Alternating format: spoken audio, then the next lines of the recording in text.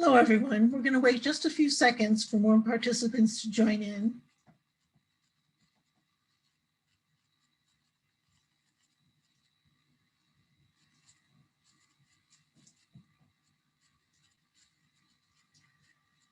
Good afternoon on this snowy day, and welcome to our Art Talk this afternoon. My name is Laurie McGavin-Bachman, and I developed the Art Talks here at the Ridgefield Library.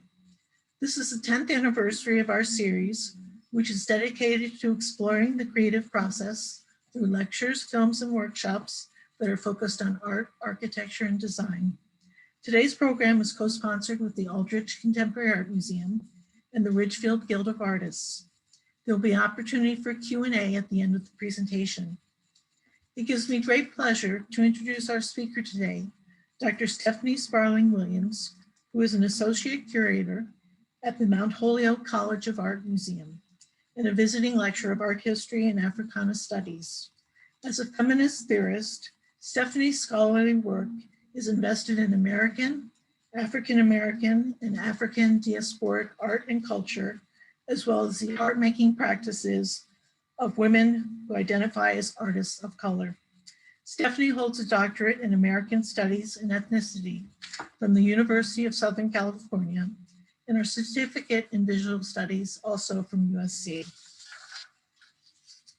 Stephanie's presentation today, African-American Artists from the Roaring 20s to 2020, will explore themes of self-determination and resistance in art made by African-Americans over the last century.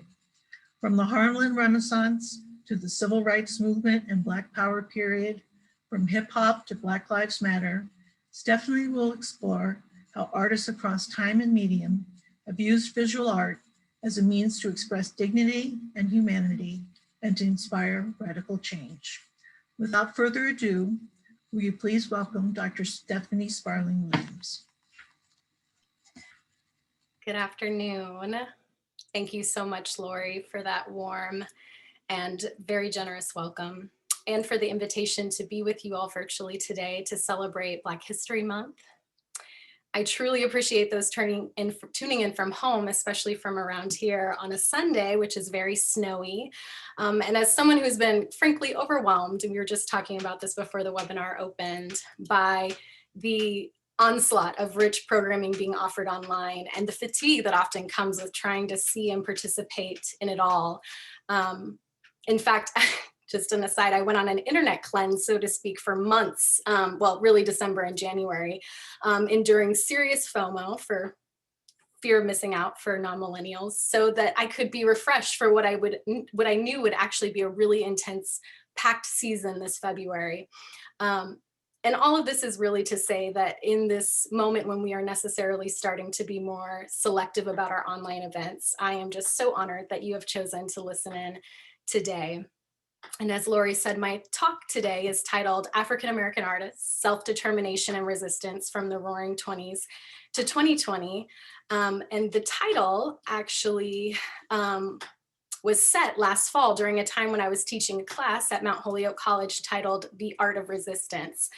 And in the months, and this was a class where I, with students, were exploring the art, the visual culture of resistance movements from the Revolutionary War to the present. And we were really inspired by how artists were really setting the tone for a nation at the time defining itself and then continually reiterating itself. And in the months leading up to this talk, I began outlining work that I wanted to cover, artists I wanted to think about, and how I wanted to cover their work. And would I work chronologically from the 1920s to today? Would I start with images that are around us still in the midst of this global pandemic and in the wake of the 2020 uprisings for social justice, and then work backwards, providing a commentary on the historical legacy of creative resistance in our contemporary moment and what they have kind of grown out of?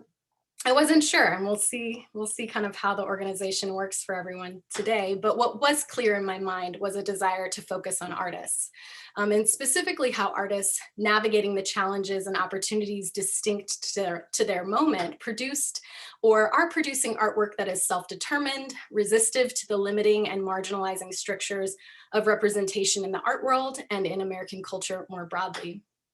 Perhaps not surprisingly, what came together quite easily were enough artists to stage an entire series of talks. However, because our time is relatively short today, I offer an extremely brief and perhaps for some frustratingly brief and incomplete selection of what I'm calling curated currents. First in pretty broad strokes through portraiture, sculpture, painting, and abstraction, before using what time remains to trace a particular thread. And thread is an apt connective entity to describe the way fiber artist Bisa Butler's practice makes apparent the vibrant historical legacy to which the art of contemporary African Americans belongs. And what you're seeing here on the title screen is the reverse of a truly stunning portrait quilt that we'll get to look at in more depth here in a few moments, or in a little bit. So quickly, I'm going to go somewhat off script and promote two other programs coming up this week for those who are actually interested in learning more about art made by African Americans, especially since this talk cannot do it all, and I don't attempt to. Both are becoming available Wednesday, February 10th, and the first is a lecture series produced by the Museum of the African Diaspora featuring the absolute powerhouse cultural art historian Jacqueline Francis. I believe this will be the second or third installment in the series, with other sessions being offered. I think there are about 6 total throughout the month. And the second offering is this HBO special that I just learned about, titled Black Art in the Absence of Light.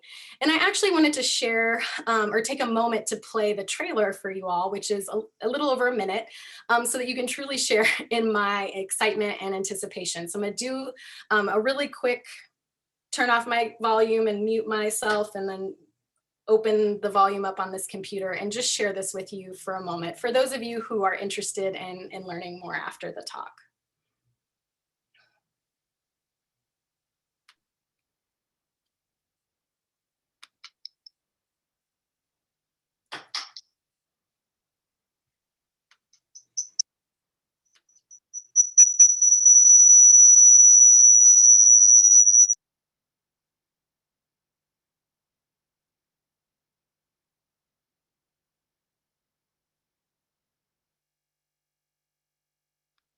"85% of artists in major American art museum collections are white, and then 1.2% are Black." The general public is not aware of the contributions African American artists have made to American culture in general. David Driscoll, a professor of art at the University of Maryland, has organized this show called 2 Centuries of Black American Art. Had this Black Art exhibition not been organized, many of the artists who are shown here never would have been seen. 2 Centuries of Black Art was the first major modern exhibition which brought the Black subject to the attention of the American public. It wasn't an exhibition that was supposed to do everything for everybody. David Driscoll helped move us forward during a time where we were still fighting for space in museums. It's not always about being appreciated. Sometimes it's about being reviled. I did what I wanted to do and paid the price. I just stay out till I get in. Whenever you make work, it ought to be about something, and it ought to be about something that matters. You'll be the first African-American painter to paint the first African-American president is absolutely overwhelming. We're part of a continued renaissance. It's been happening. There have always been Black curators. There have always been Black artists. They just perhaps have not been part of the mainstream. You start to understand the enormous struggle that this country has been on to feature and to display and to honor the work of Black artists. This is something that had to be done because the American canon is not complete without it.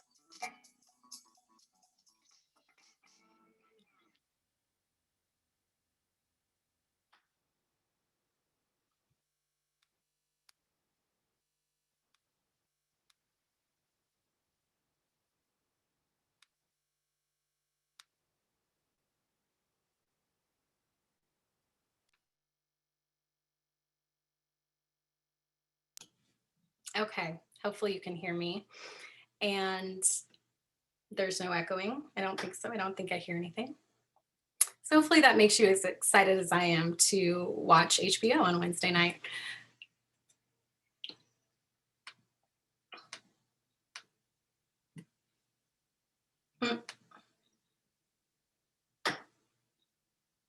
We're not doing that again, I'm sorry. The link is live.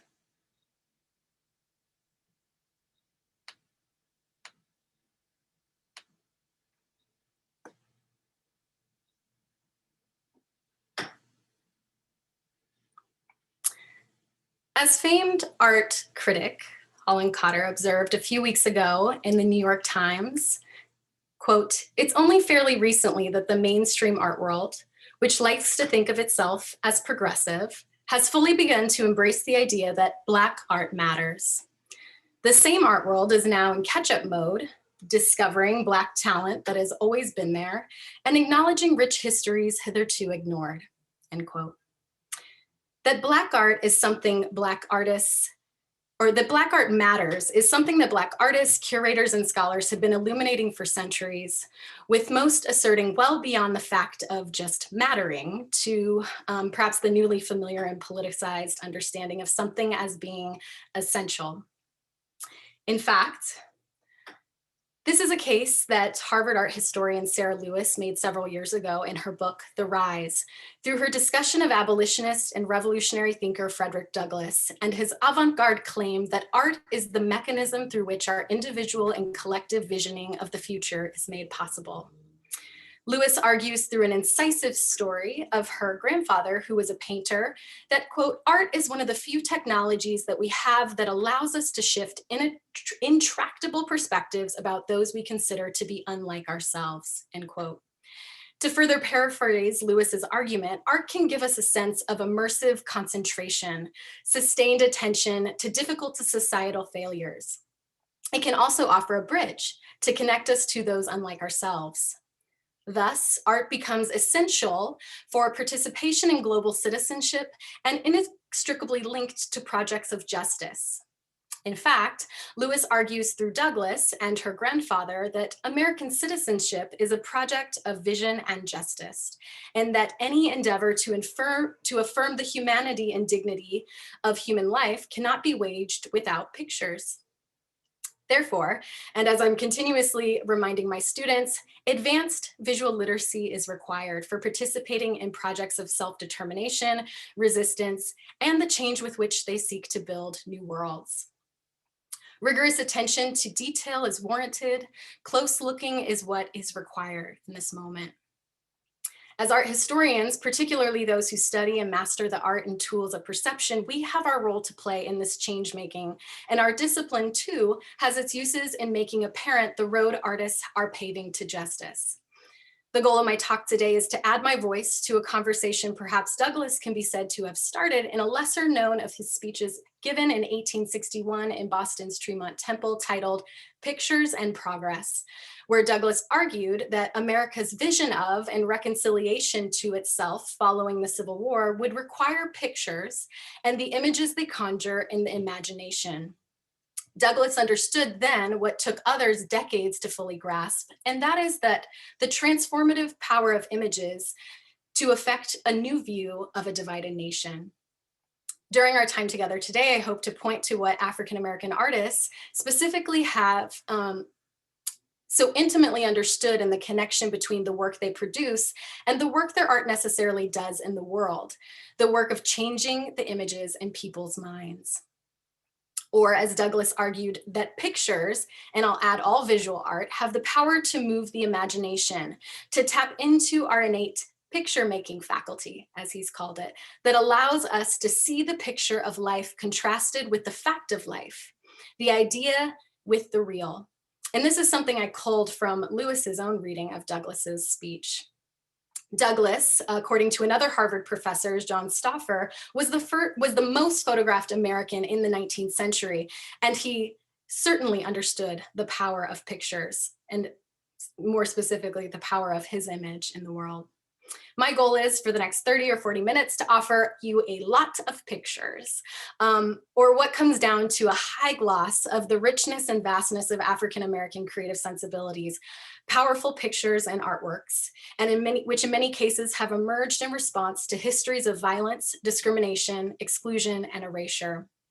And what becomes clear from the early Douglass portrait on the screen to the later 2019 portrait quilt that we will look at by Butler are the ways that creative sensibilities of African-American icons and artists reverberate across the decades, continuously retooled by younger generations to their unique moments.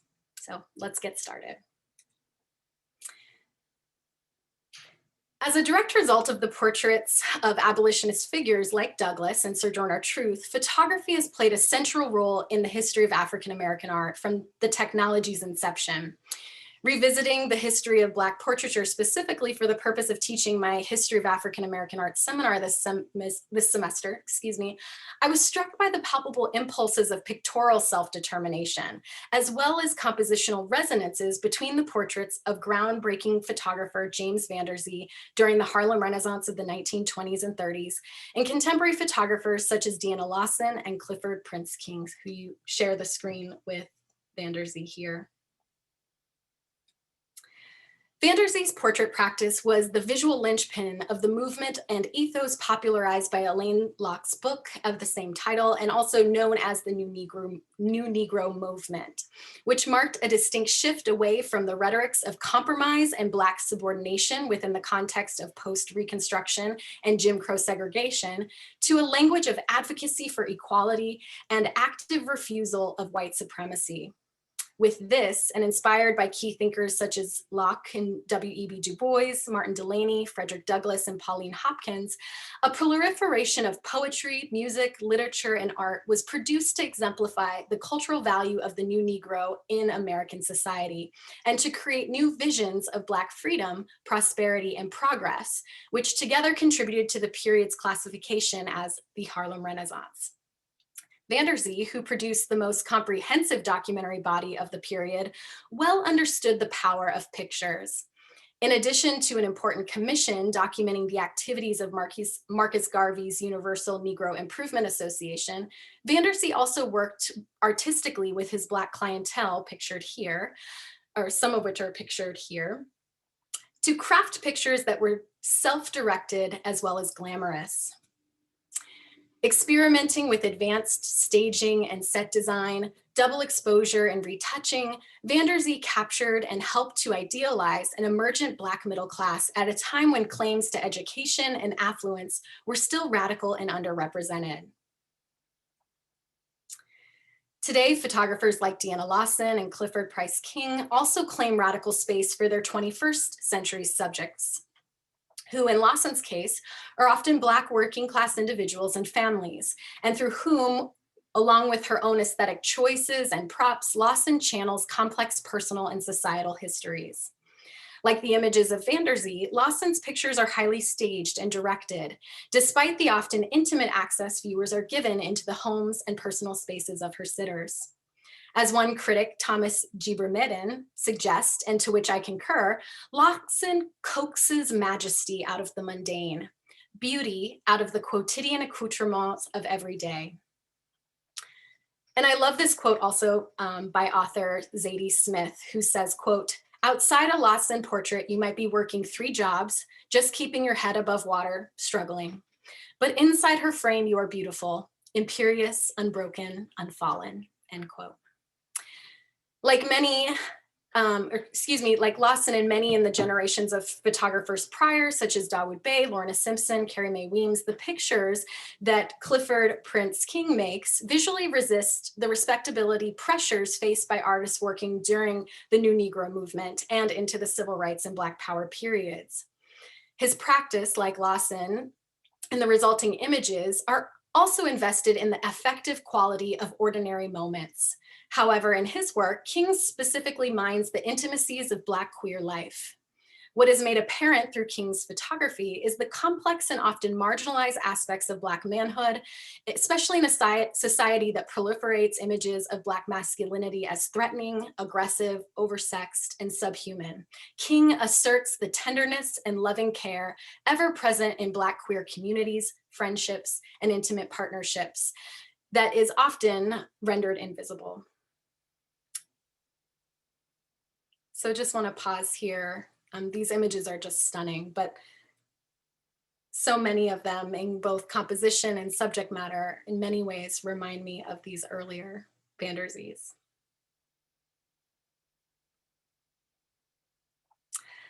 So this will be a theme given the limitations of time and my goal of just flooding your picture making faculty with arresting art by African Americans. I want to pause here for a brief moment, too brief, to admire the dignity, grace, and determination in the sculptural works of Meta Warwick Fuller and Kehinde Wiley here together. And then in the next slide, a work by Augusta Savage and Hank Willis Thomas. And these are important artists and stories to be told as well. And I encourage you to explore their art and their practice in more depth. I'm just going to gloss them today, but I find the connections just very stunning.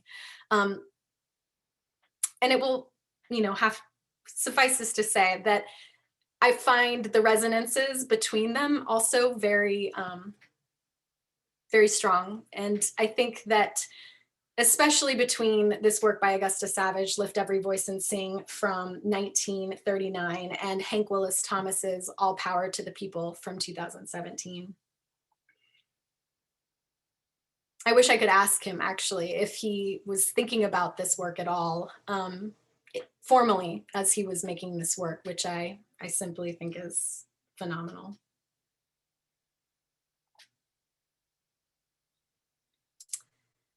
I'm also struck by the vibrant, liberated colors and focused subject matter of painters such as Jacob Lawrence in the 1940s and members of AfriCobra such as Gerald Williams in the late 1960s and 70s and artists like Bisa Butler today, the latter of whom we will talk about in a bit more depth in a minute.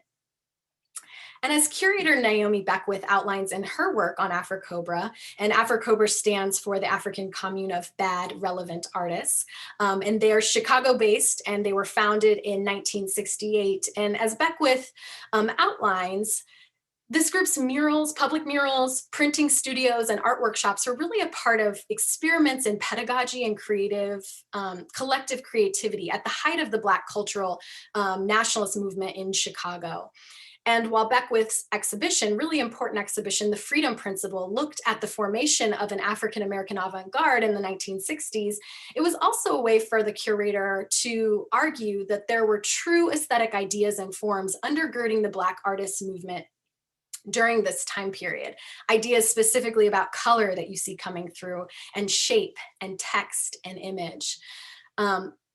Ideas about abstraction and figuration, still objects and performance, and most importantly about politics and beauty. To quote Beckwith, AfriCobra artists were acutely aware that the international triumph of American art in the 1950s was in fact the triumph of abstract art. Yet the collective also understood that the American art historical canon lacked figurative images of Black people. Thus, AfriCobra created an entire aesthetic, a midpoint between figuration and abstract formalism. This attempt to square away significant, in fact, an attempt to square away significant aesthetic form with social advocacy, end quote. And the work that is made in this moment and by AfriCobra is the center work titled Family by Gerald Williams. This is another collection of works from artists in AfriCobra, Wadsworth Jarrell's iconic Revolutionary, and Nelson Stevens' Uru.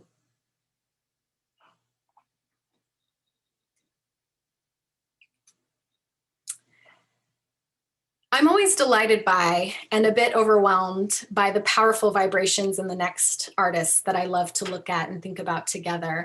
The lively brushstrokes and the lush and layered color in the paintings by Norman Lewis from the 1940s and 50s and 60s, these here. And newer works made by Howardina Pindell in the early 2000s and Black contemporary queer artist Jonathan Payne. All three at some point in their careers have made decisive moves towards, away, or in returning to abstraction as the mode through which their creative sensibilities would be articulated. And they really do this without abandoning their deep connection to their identities as Black and woman, Black and queer. And this wasn't easy for Lewis or Pindell, and nor is it something that Jonathan Payne can entirely escape today in this moment. And what I'm really speaking of is this desire or expectation for art made. And they kind of mention this a little bit in the HBO preview, but this desire or expectation for art made by Black artists to look a certain way, right? Or to be pigeonholed in a very particular mode of creative operation, whether that's to directly translate by way of figurative representation the lives and the people, the culture and politics of the Black experience, or an expectation or phenomenon that's so common that artwork made by African Americans be somehow tied to a political movement or context that the work is driving, perhaps otherwise termed propaganda. You know, this is a phenomenon and a tension that we often come across. And it's so common that other painters too, and painters, you know, really since the 1940s and 50s, other painters like William T. Williams, who has been very active today in talking about how the challenges that he faced early in his career and the critical reception of work of abstract painters, of geometric abstract painters of the African diaspora, and particularly as their work felt disconnected from or unrelated to notions of Blackness. So Beckwith, again, powerhouse, also curated the important exhibition Howardina Pindell, What Remains to be Seen, the celebrated traveling show that brought together work that spanned 50 years of the artist's practice, and which afforded her audiences the opportunity to come to understand Pindell's work in conversation with American modernism and postmodernism, and how it came to shape the history of American art. In the 1970s, Pindell developed an approach to painting that would revolutionize her work moving forward. Instead of applying paint with brushes and freehand to canvas, she began to create templates by punching hundreds of holes through stiff cardstock that she would then affix to her canvases and paint through the holes with spray paint. And you see an example of a resulting painting from 1972 here on our screen. And it absolutely, there's no way to look at this painting but in person. It is just, I mean, they're monumental in scale. I mean, they're massive paintings and they're absolutely stunning. The result is almost atmospheric. The effect is layered paint that also resembles sheer and sometimes undulating fabric. It's just absolutely stunning. You'll see in her later work, and here I am pairing this work with a piece by Payne, that Pindell saved all of these hole punched chads.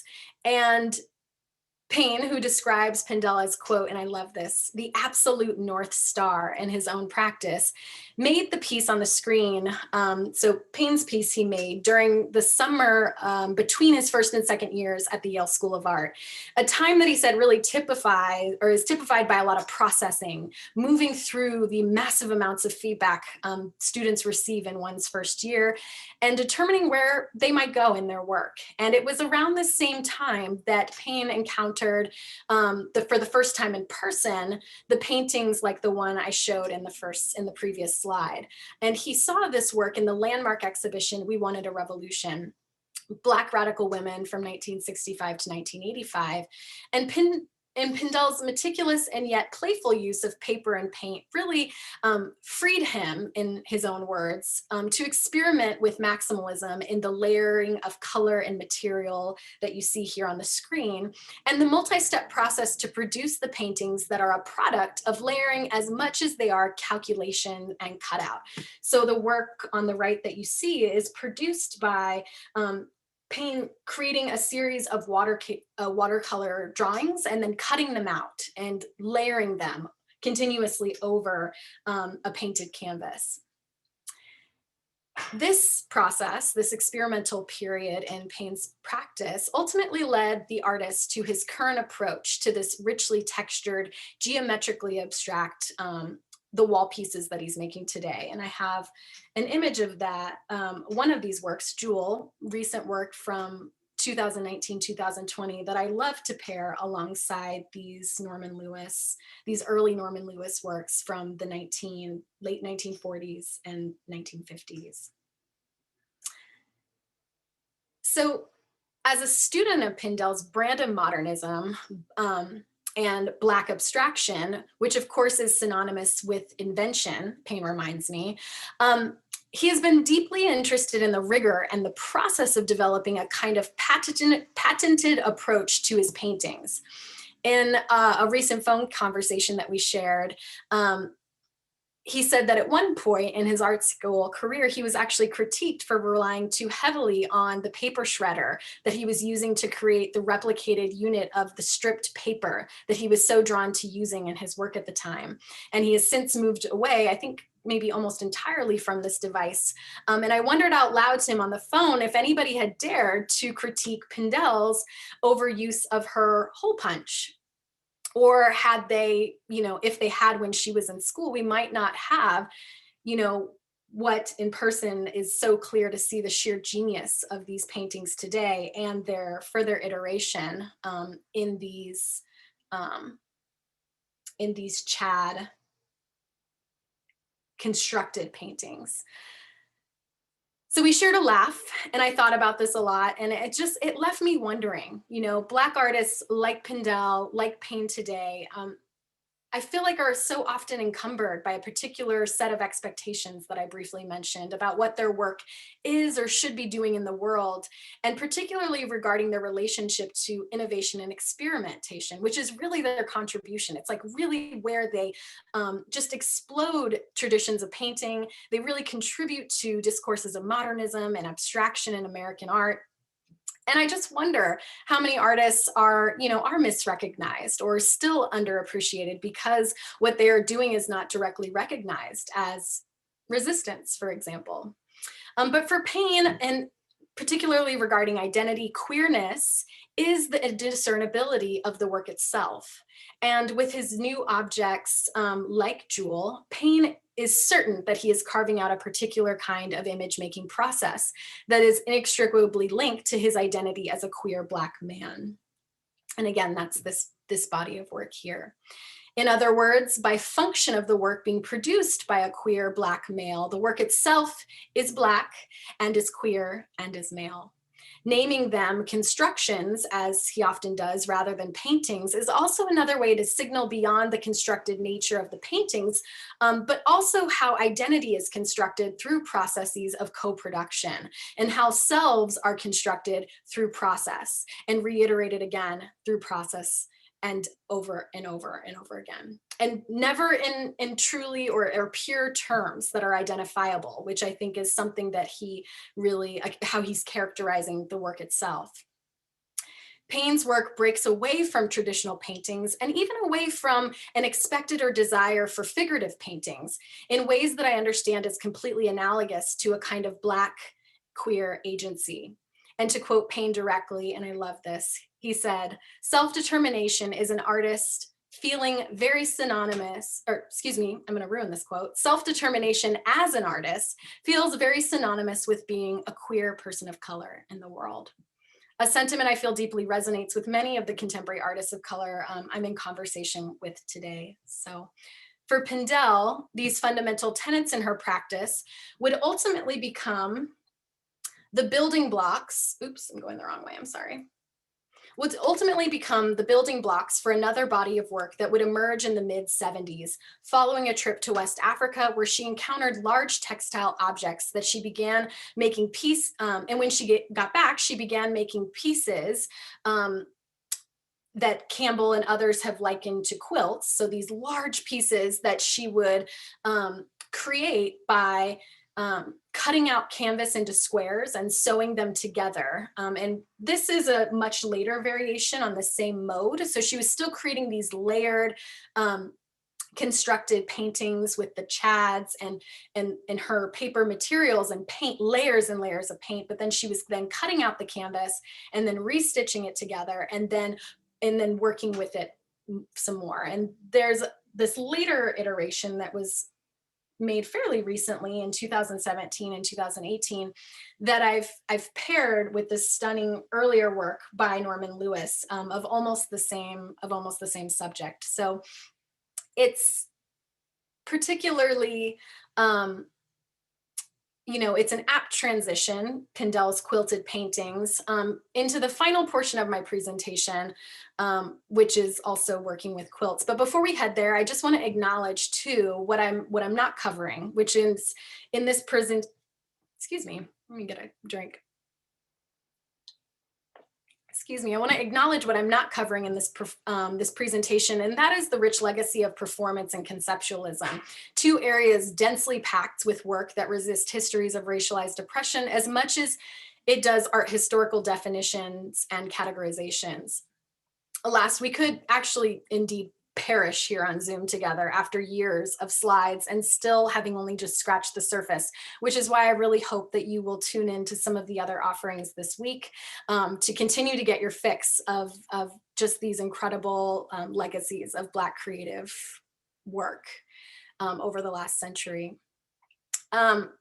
So I've decided to focus the remainder of my time, the remainder of my remarks on a single artist whose practice generously offers us a portal through which we can observe many of the themes that I just glossed and many more.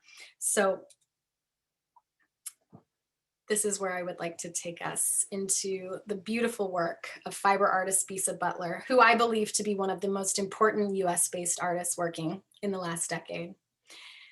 Engaged in the rich history of African Americans, Butler's artistic practice reinvigorates American traditions in portraiture and quilt making through an astute creative vision, technological ingenuity, and in critical dialogue with her Ghanaian and African American heritage. Renowned for her vibrant textile works that prominently feature the life-size visages of African Americans culled from historic portraits and vernacular photographs, Butler, a high school teacher turned national art star, was trained by members of AfriCobra during her time at Howard University in the early 1990s. Importantly, AfriCobra's investment, which we heard a little bit about, in developing an aesthetic that would empower Black communities through bold subject matter, color, and messaging, is an ethos that also drives Butler's practice today. Inspiration for Butler's work also emerges from and is inextricably linked to the social, cultural, and economic relationships between continental Africa and the United States, particularly as they have played out in her own family. At a young age also, Butler was taught to sew by her mother and grandmother, both seamstresses who made their own clothes. And as a painting major at Howard University, Butler merged her skills as a novice quilter with her love of portraiture when a professor recommended that she use fabric in her paintings to accomplish texture and depth. Today, the artist, who is neither photographer or quilter, has transformed the technologies of both in order to form those of us who are captivated by her work are still working to define these stunning quilt portraits, paintings, even though there's no paint to be found on these works. Butler is an expert craftswoman, as well as a genuine hacker who wields a 10-foot factory-grade mattress stitching machine that you see here in this slide to suit her fiber art needs. To say the artist deftly and quite literally free draws with thread without pattern, stencil, or a laser doesn't quite convey the technique or the speed at which she is able to manipulate this technology. And I highly encourage you. She's been in several televised programs, several virtual programs, and they have been recorded. There have been trips to her studio. I had the privilege of seeing of her work and demo her use of this machine in person, but I encourage you to find one of those places where she has demoed for the larger public. And I mean, it is truly mind-blowing how she uses this machine. Indeed, to witness Butler amidst a sea of fabric and at the helm of this humongous machinery, she's quite petite, all crammed into this modest but small bedroom in her Orange, New Jersey home, is really quite a sight to behold. Each quilt takes Butler approximately 300 to 500 hours to complete, depending on the number of figures. And to experience a single one of these pieces in person is truly extraordinary. However, to take in room after room filled with quilts, as one was able to do during the pandemic when these works were on view at the Katona Museum of Art, and now currently on view at the Art Institute of Chicago, the occasion is truly awe-inspiring. I can't say enough about Butler's work. She is a force. So let's take a deeper look. Two well-dressed figures, a man and a woman, pose for an early 20th century photograph, the one that you see on the screen.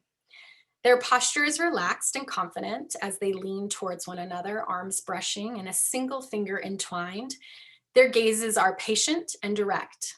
In this vernacular photograph, and by vernacular I mean images produced for personal or domestic use, was made in the 1930s and is what inspired Bisa Butler to capture the couple's likeness in her 86 by 52 inch portrait quilt titled The Broom Jumpers that she made in 2019. And that's in the collection of the Mount Holyoke College Art Museum. In Butler's composition, the couple is adorned in layers of vibrant African wax print fabrics selected to amplify their stylish period attire. The woman loosely holds a small purse in her left hand, the man a yellow cap in his right. Each wear a shiny gold band on their left ring finger. Set against bold red fabric with large hot pink florals, the title, their outfits, and the ambient florals suggest that this couple share a matrimonial bond. Butler's innovative quilting style expands for her 21st century audiences the historically robust tradition of African American quilting and the representational imperative of portraiture that we very briefly glossed. Butler riffs off the iconic styles and quotidian experiences of the 19th and 20th century African American subjects and infuses each figure with a rich visual semiotics of African printed textiles, which she meticulously layers, building up tonal depth across large-scale compositions. And I also want to note here that there is a conversation going on as well between the fabrics. So for example, the large single fabric that makes up the background is a domestic fabric, whereas many of the fabrics use the wax print fabrics that are bold and bright and colorful, used to create the clothing, are actually, from the continent. They're African fabrics. And similarly, the wools and the silks, some of them are domestic against the African textiles. And if you would like to learn a little bit more about her process, if you would like to take a quite deep dive into this work specifically, learning very specifically about what each fabric means and why she selected it, how she chooses her stitching and her thread, please visit the Mount Holyoke College Art Museum's website. Particularly on our virtual content page, we have a conversation that was originally not meant for public viewing, but for our archives between myself and the artist. And she just illuminates this piece in just 45 luscious minutes of detail and context for this work. So I encourage you to check that out. The title of this piece, The Broom Jumpers, emerges from the history of slave marriages or marital unions between enslaved persons during the time when it was forbidden for enslaved people to wed. In an act of defiance and to mark their commitment and spiritual transition from two individuals to one, couples would perform the simple ceremony of jumping over a broom in front of friends and family. Now widely known as an idiom for matrimony, Butler signals the defiant African-American tradition in this context as a way to highlight the ties this young couple has to slavery, 1 to 2 generations removed, and the explicable pride and freedom in their expression and gestures. Oops, not quite yet. To continue a bit deeper in our historical thread, Butler's sumptuously layered textiles also pays critical homage to one of the very first creative outlets available to the enslaved African woman, forcibly brought to the Americas via the transatlantic slave trade, which is that of fiber production, cloth, dressmaking, home trimmings, and quilting. When Butler describes the dresses her mother would make her, including her high school prom dress in the 1990s, which was made out of red chiffon that they had to track down at a very particular Indian boutique, because at the time there wasn't much of this red fabric, but they would use it to make those beautiful bright saris.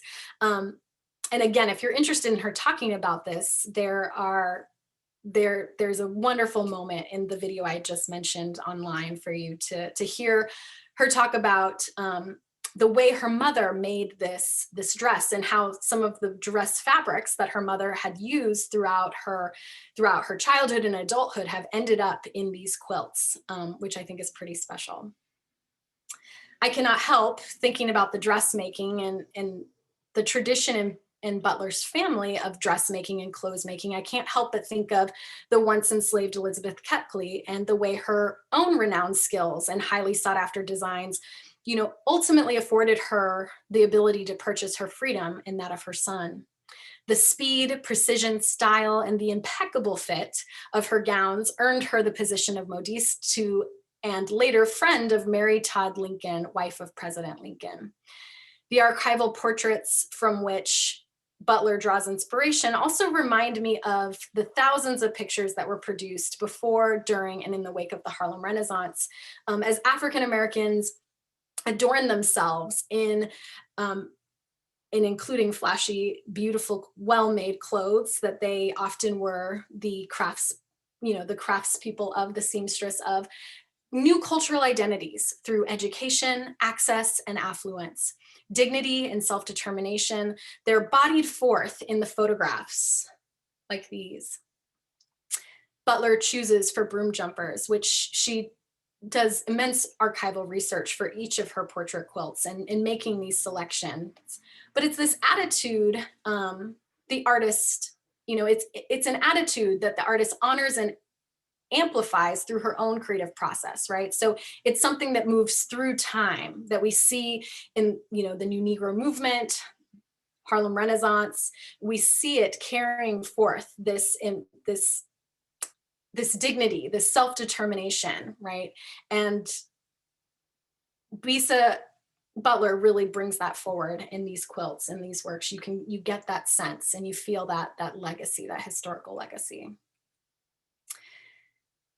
So if you do watch the conversation between myself and Butler, there's a moment when she also walks us through the layered meaning of each of her selective fabrics.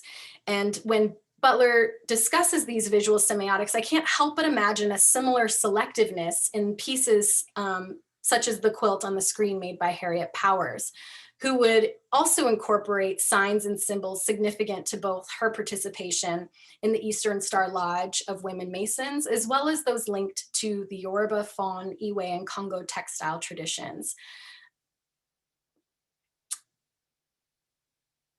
I also want to suggest, and I don't have a picture, and you know, I was hoping to do a lot more work with, particularly in the hip hop generation, the movement, the moment between, you know, the 80s and the early 2000s.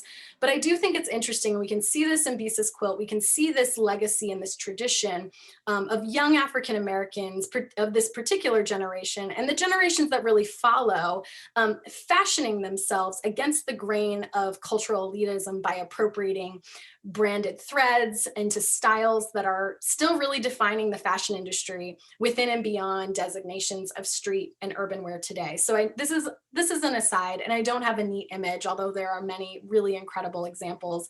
Dapper Dan alone, just Google that man, the work and the contributions that he has really brought to the fashion industry and to the history of American fashion, I think it speaks for itself. But I see his work, and I see artists in the hip hop generation as being a part of this conversation, this legacy of self-determined expression and identity formation through cloth and through the layering of cloth imbued with meaning. So Butler was also recently quoted saying, "There's no me without Faith Ringgold," and I love that. Faith Ringgold is an artist, another creative force, really, whose own quilting practice has been greatly shaped by the history and legacy of African-American story quilters, like Powers, whose important practice combined the quilting, painting traditions together to produce fine art fiber works like the one you see on the screen, and really paving the way, as Butler asserts, for artists of the next generation, and really paving the way for the innovations that Butler is making in her quilt. And so I want to acknowledge the important work of Ringgold in this tradition as well. And finally, Butler's bold and uninhibited use of color is in direct conversation with the work of her teachers at Howard University. Again, members of AfriCobra and the participants in the Black arts movement in the decades leading up to Butler's time in art school. AfriCobra, founded again in 1968 by artists like Jeff Donaldson, Barbara Jones Hogue, Wadsworth Jarrell, and Gerald Williams. The group really shared a desire to develop their own aesthetic, again, with the specific goal of empowering their community through a painting style that would center Black identity, right? Taking stock of what was going on in American art in that moment leading up, 50s and 60s, and really the deficits that they saw in the American art canon when it came to representations of Blackness. And so the result was the depiction of Black freedom fighters and other messages and signs of uplift rendered in bold electric color and treated with intelligence and reverence, like the famous works that we saw earlier, but particularly revolutionary, which is a portrait of Angela Davis made in 1972. And here, Barbara Jones Hogue's work entitled Black Men, We Need You.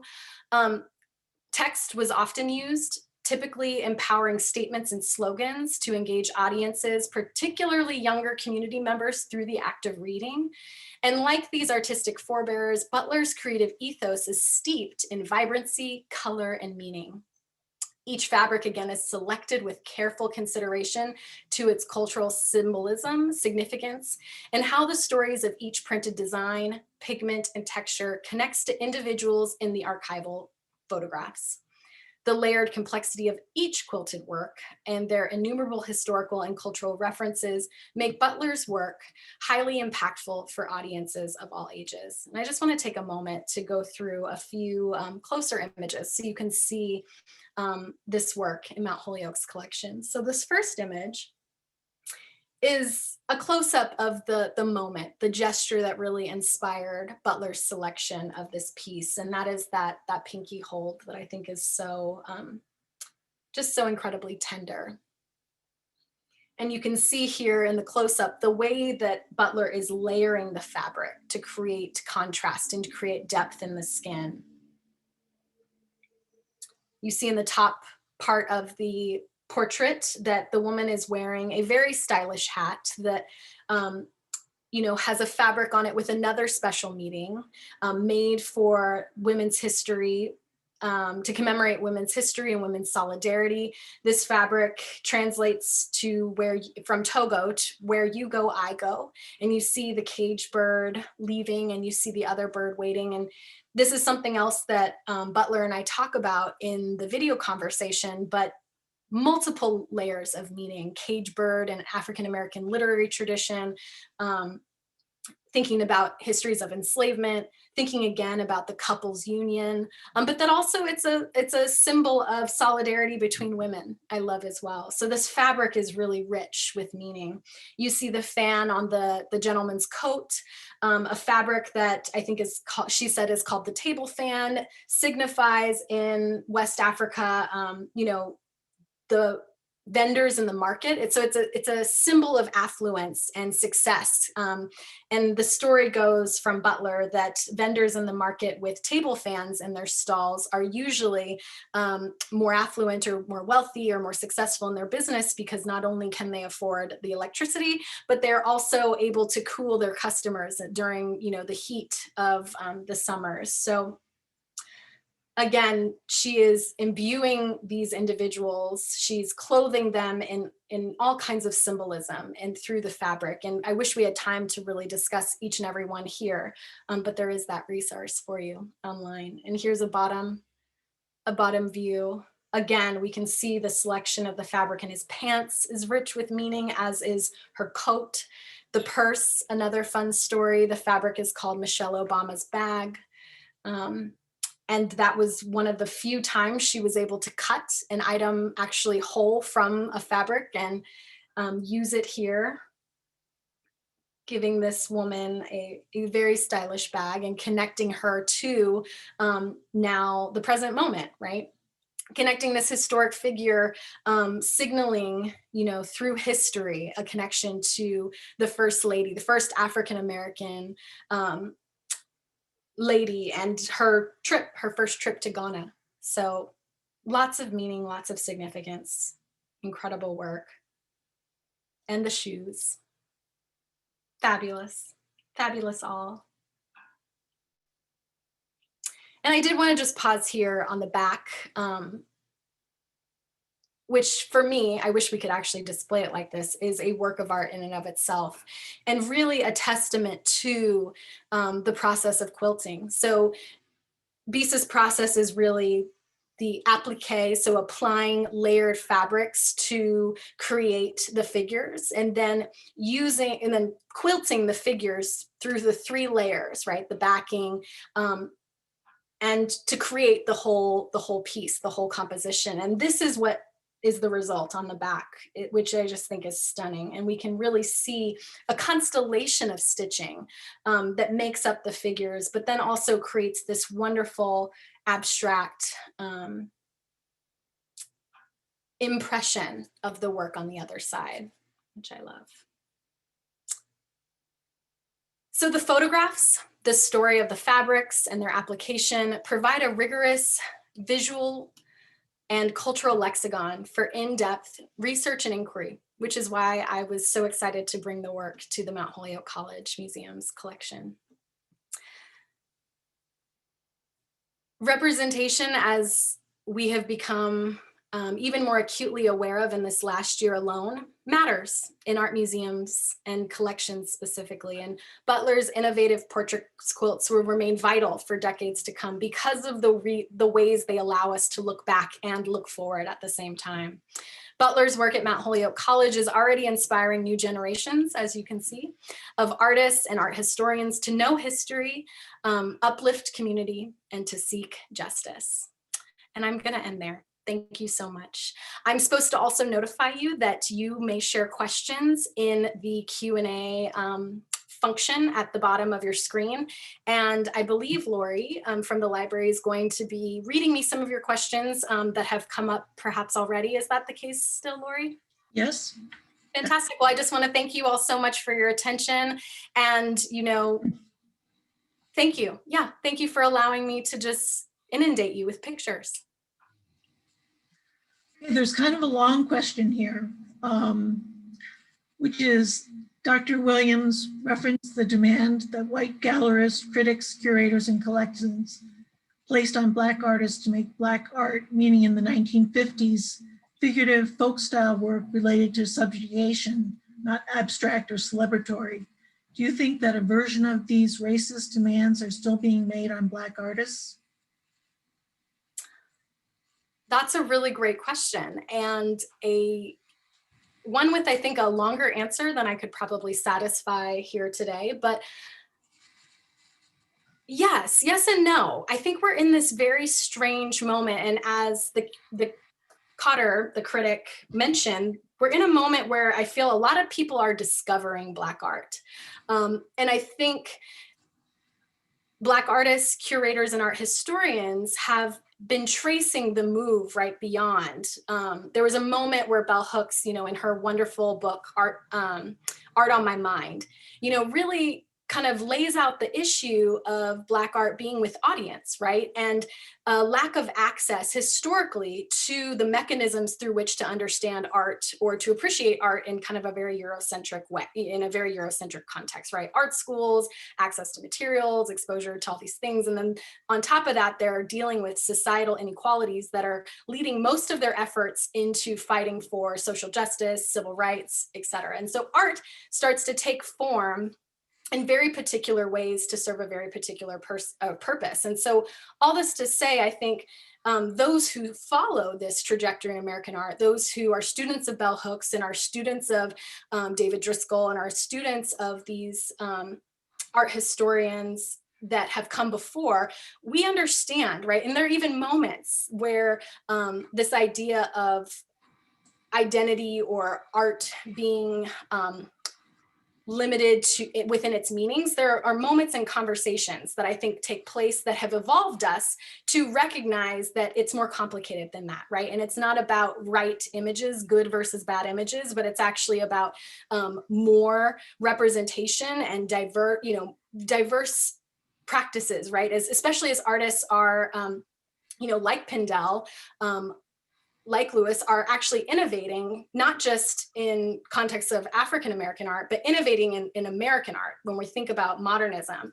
And so all this to say is, I think there are still versions of these demands being made on artists today, but I feel like they are less, I hope they feel like they are less encumbered by them, simply because the work has been done, right? And that I think as more people become aware of art made by African Americans and its history and its rich legacy, these demands will continue to dissipate, right? The demands that art would look a certain way, or that it would be political, or that it would represent very narrow conceptions of what the Black experience is. And like I said, I can't really I don't know that I can satisfy that yes and no. Yes, there are still some who are demanding or expecting art, or only showing art, or only wanting to collect African-American artists who, check certain boxes in their perception. But I think it's also getting better. I hope artists like Jonathan Payne are proof that this work is still vitally important, right? Black abstraction is still a project of invention that Black queer artists in particular are at the vanguard. Someone wants to know how they could get access to your conversation with Bisa Butler.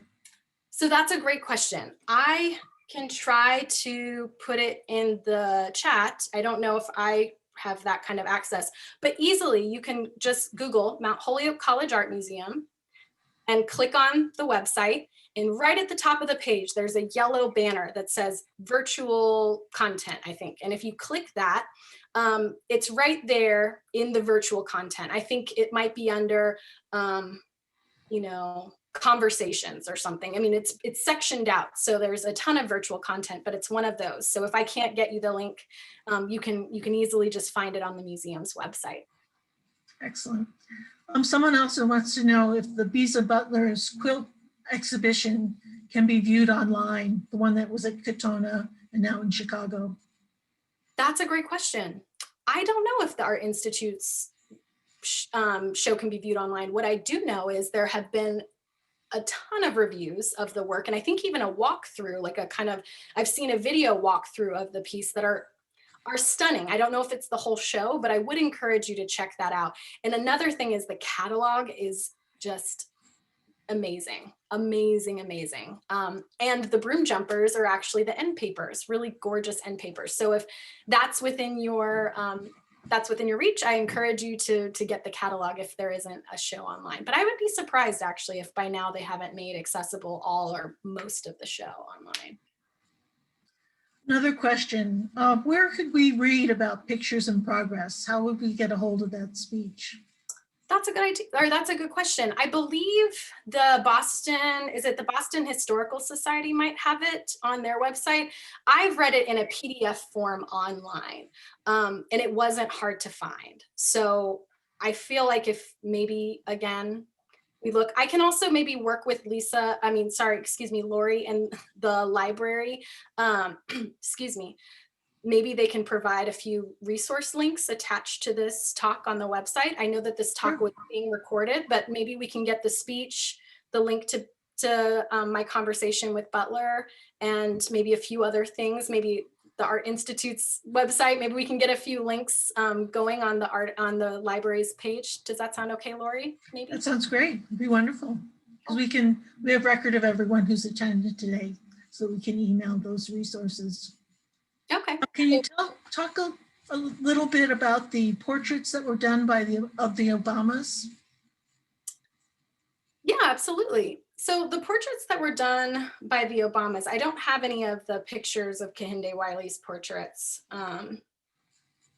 Actually, I'm wondering, I'm gonna stop sharing this for just 2 seconds. There's a really great, so Hyperallergic, I read an article that, and I think it's called something like the Obama Portraits and the History of African-American Portraiture. I think that was the title.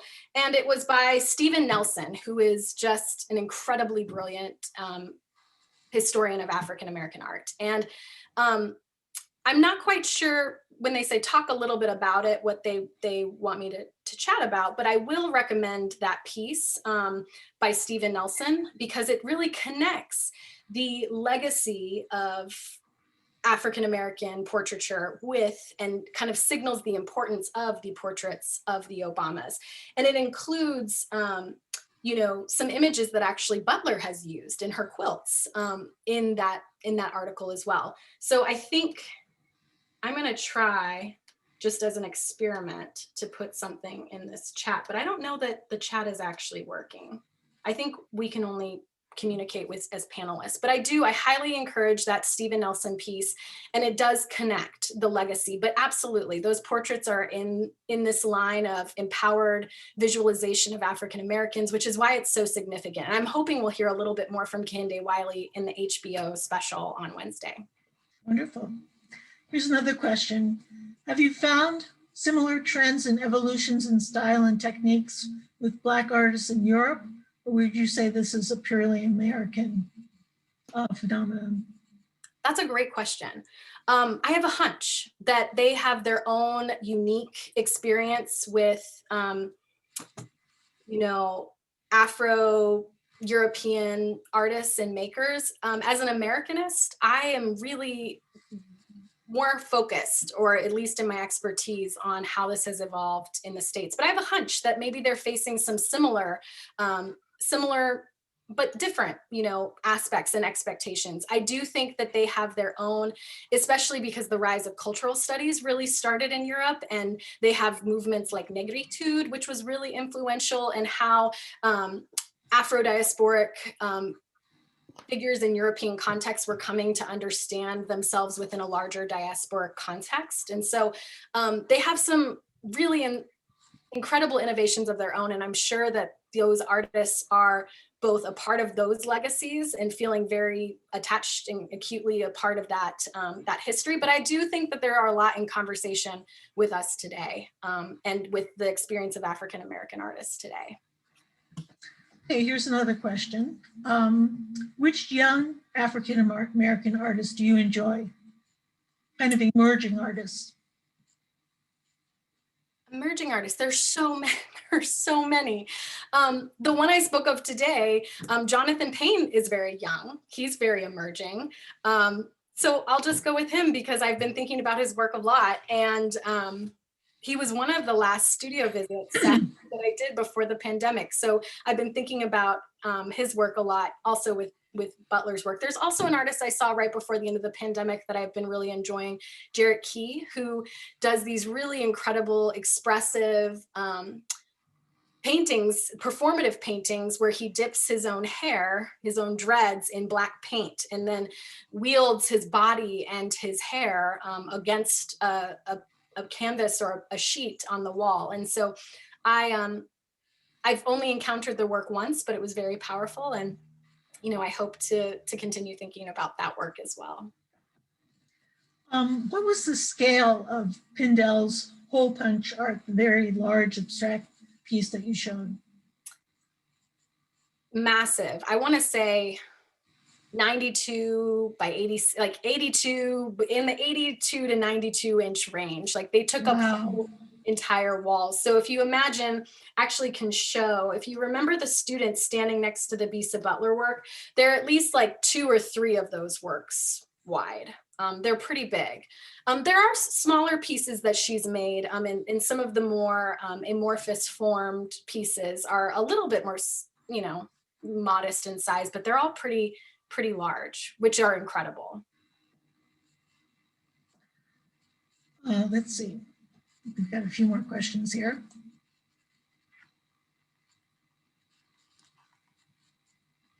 Thank you very much for your resources, somebody says. Hi, Stephanie, it's Jonathan. This isn't a question, just want to thank you deeply for this phenomenal presentation and your rigorous research. I'm honored that my work was included. I'm so grateful. That's very sweet. Thank you all for your questions. I really appreciate your attention. And again, it looks like several folks are putting the links in to these resources in our Q&A. So we'll be easily able to, and I will work with Lori to compile them so that you can, continue your exploration and into this material. Excellent. Well, thank you, Stephanie, for an excellent presentation. I'm sure everyone really enjoyed it today. I appreciate all the volume of images that you provided and the scope of time. It was really inspiring. Thank you so much.